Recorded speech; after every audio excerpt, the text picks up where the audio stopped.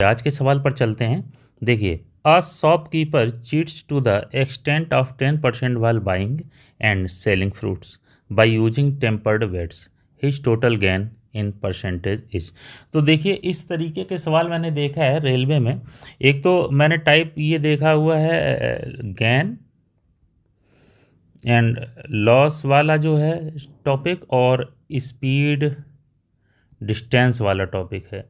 ये मैंने देखा है कि बहुत हो रहा है, कॉपी बार बार रिपीट हो रहा है आपके एग्ज़ाम्स में, और एलसीएम और एचसीएफ वाला। और इसके बाद एक टॉपिक मैंने देखा सिंपल इंटरेस्ट और कंपाउंड इंटरेस्ट वाला। ठीक है, तो ये टॉपिक कहीं ना कहीं देखो, एलसीएम एचसीएफ की मैंने ट्रिक आपको बता दी है, सिंपल इंटरेस्ट कंपाउंड इंटरेस्ट की ट्रिक मैंने आपको बता दी है।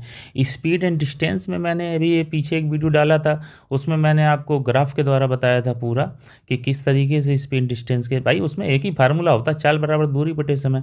उसके अलावा कोई फार्मूला कहीं लगता ही नहीं। हाँ, यूनिट्स का ख्याल रखना पड़ेगा आपको, किलोमीटर, मीटर, सेंटीमीटर क्या दिया हुआ, सारी यूनिट बराबर होनी चाहिए।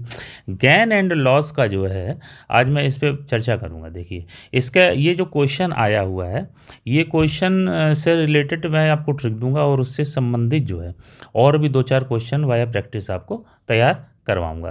तो चलिए देखते हैं। देखिए, दिया हुआ है a shopkeeper cheats to the extent of 10% while buying and selling fruits. तो कहने का मतलब सीधा सीधा है, जब वो 100% कोई चीज़ लेने जाता है तो वो लाता है 110%। ठीक है, इतनी चीटिंग वो कर लेता है किसी भी तरीके से। और फिर उसके बाद जब वो दुकानदार से कमिट करता है कि हम 100% आपको चीज़ दे रहे हैं, तो उस समय वो उसको 90% चीज़ देता है, यानी कि वहाँ पर वो 10% का उसको वजन कम दे देता है। अब इसको आप कैसे भी समझें, कुल मिलाकर के वो पहले भी 10% फ़ायदा लेता है और बाद में भी 10% फ़ायदा लेता है। हालांकि अगर यहाँ से आप देखेंगे तो इसका ये 10% नहीं निकलेगा, क्योंकि इसका 10% तो 9 हो गया, तो यहाँ पर 99 जाएगा, है ना। तो ये बात समझने वाली है, परसेंटेज में यहाँ पर बात थोड़ी सी घूम जाती है। चलिए, ये तो आपको समझाने का एक तरीका था केवल। इसका पहले हम जो है ना आपको फार्मूला बता देते हैं सीधा सीधा। यदि आप इस फार्मूले को तैयार कर लेंगे तो आपको कभी कोई दिक्कत नहीं आएगी। देखिए, मैं आपको फार्मूला लिखवा रहा हूँ, इसको बहुत सावधानी से आप नोट डाउन कर लीजिएगा। पहला नंबर फार्मूला, एक बेईमान दुकानदार किसी वस्तु को खरीदते समय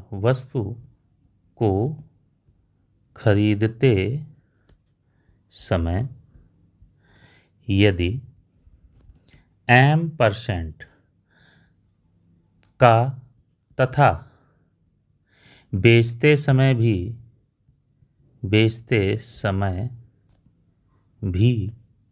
M%, यहाँ ध्यान रखिए, खरीदते समय और बेचते समय M% की बेईमानी करता है,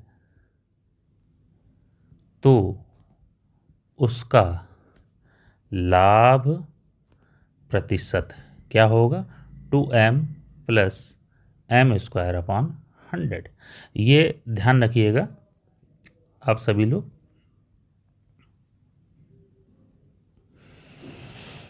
2M + M²/100। ठीक है, चलिए देखते हैं अब इस सवाल को। भाई उसने क्या करा था, पहले 10% का लाभ लिया था और फिर बाद में 10% का लाभ लिया था। आइए देखते हैं इस फार्मूले का। 2 × 10 + 10²/100 = 20 + 100/100। तो कितना आ जाएगा, 20 + 1 = 21%। ये उसका गेन परसेंट है।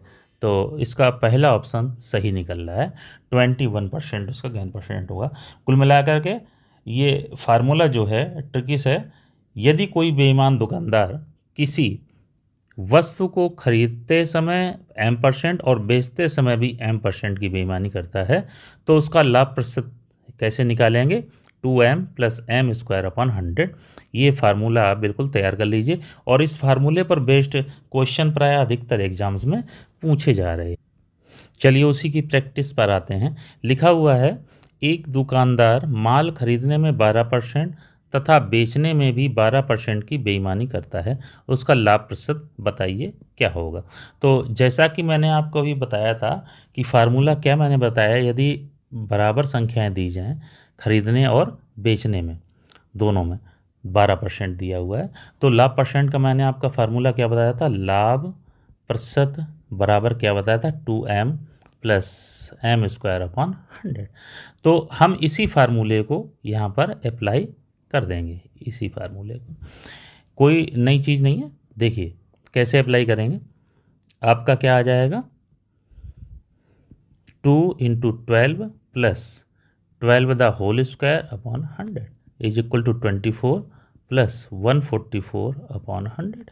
तो 24 प्लस 1.44 इज इक्वल टू 25.44%। ये इसका लाभ प्रतिशत आ गया। कितनी देर का सवाल था, यदि आपका कैलकुलेशन सही है तो इसको आप बहुत ज़्यादा 4 से 5 सेकेंड में कर सकते हैं, आरआरबी एनटीपीसी स्पेशल में। चलिए अगले प्रैक्टिस क्वेश्चन पर चलिए अगले प्रश्न पर आते हैं। देखिए अभी मैंने आपको प्रश्न बताया था, थोड़ा सा प्रश्न उससे इतर है।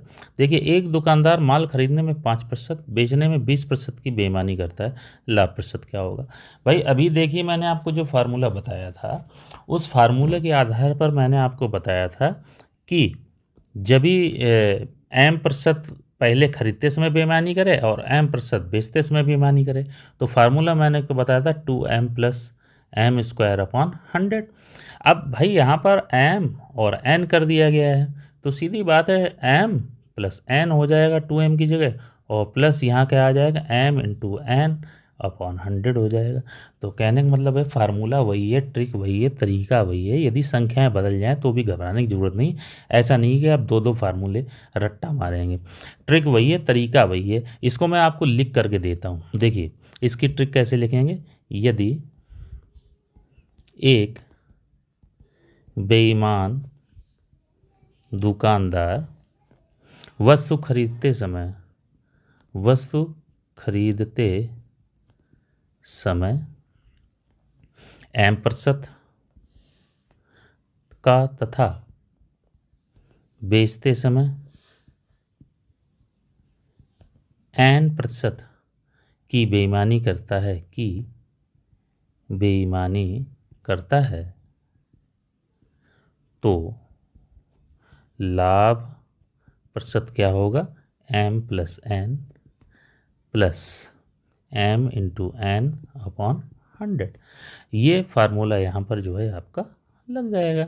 और ये फार्मूला कहीं से स्पेशल बना नहीं है। ये फार्मूला कौन सा है भाई आपका, ये फार्मूला आपका यही वाला तो फार्मूला है। इसमें m था दोनों संख्याएं, तो यहाँ पर 2m हो गया था, दोनों संख्याएं m थी तो यहाँ m स्क्वायर हो गया था। यहाँ पर m और n हो गई हैं, तो m plus m into n upon 100 हो गया। तो ये फार्मूला आप चाहें तो इस तरीके से लर्न कर लें और चाहें तो इस तरीके से लर्न कर लें, कुल मिलाकर के फार्मूला वही वर्क करेगा। तो सवाल में पहले उसने कितना करा, 5% की बेईमानी करी, दोबारा में 20% की बेईमानी करी। तो आगे चलते हैं, देखिए इस सवाल को कैसे करेंगे। तो लाभ प्रतिशत क्या आ जाएगा, लाभ परसेंट पहले कितनी बेईमानी करी उसने, 5 और 20। चलिए 5 plus 20 bracket close plus 5 into 20 upon 100, 25 plus 100 upon 100 cancel हो जाएगा, कितना आ जाएगा, 25 प्लस 1 इज इक्वल टू 26%। ये सवाल है आपका, कोई ज़्यादा बड़ा इश्यू नहीं है। और ये ट्रिक आप हमेशा याद रखिएगा, ये कई सवालों में, अभी जैसे सवाल आते हैं ना कि क्रमिक बट्टे वाले सवाल, उनमें भी ये काम करेगी। नेक्स्ट क्वेश्चन है, एक बेईमान दुकानदार माल खरीदते समय 10% तथा बेचते समय 20% ठगता है, वह कुल कितने प्रतिशत का लाभ उठाता है। तो देखिए सवाल वही आ गया, ट्रिक वही आ गई, फार्मूला वही आएगा, कोई नया इसमें कैलकुलेशन नहीं होगा, तुरंत कर देंगे। 10 धन 20 इंटू 10 इंटू 20 अपॉन 100। कितनी देर लगेगी, ये प्लस लगेगा, यहाँ पर प्लस लगेगा। तो 30 प्लस 20 10 जा 200 अपॉन 100, कितना आ जाएगा, 30 प्लस 2 इज इक्वल टू 32%। अगर आप जो है इस क्वेश्चन को समझने में प्रॉब्लम क्रिएट हो रही है, तो ऐसे सवालों की प्रैक्टिस ज़्यादा से ज़्यादा करें, जिससे कि आप इसमें स्किल्ड हो सकें। और इससे आगे भी मैं आपको ट्रिक देता रहूँगा। धन्यवाद साथियों।